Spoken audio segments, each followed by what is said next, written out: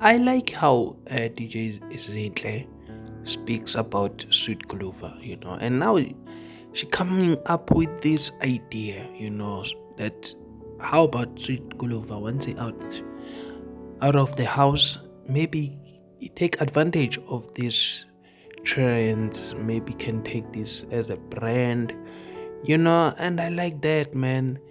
And I think she's the one who put more, the energy, because if I'm not mistaken, I think she's the first celebrity or artist who posted that Bestie, who's Sweet I have a Glue and question, make but it like Mfukuza as a or joke. Nebulayo Nabo But Arnold. yeah, man, Now I get to watch this marketing video. and branding. I want to find out ukuthi le ndaba ka vote for Sweet Groove. How do we look at it when it comes to marketing and branding?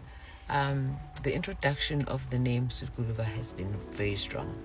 You've seen it multiply into a position where celebrities, influencers are posting about it.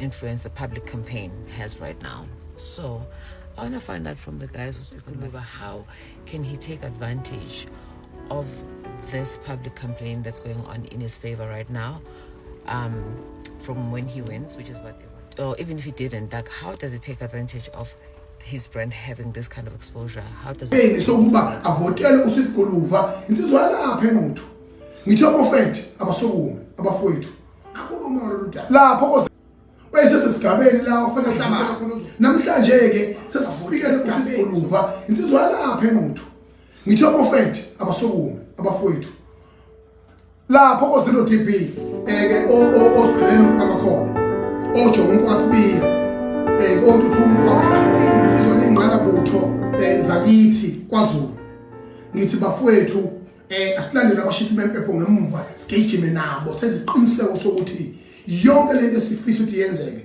uSweet Goluva iyenzeke. Sweet Goluva bethu wabeka ezingeni baxosha umakoti wakithi bakithi eShila Shila manje siyacela ukuthi mawuphuma njalo 2 million ulobola iShila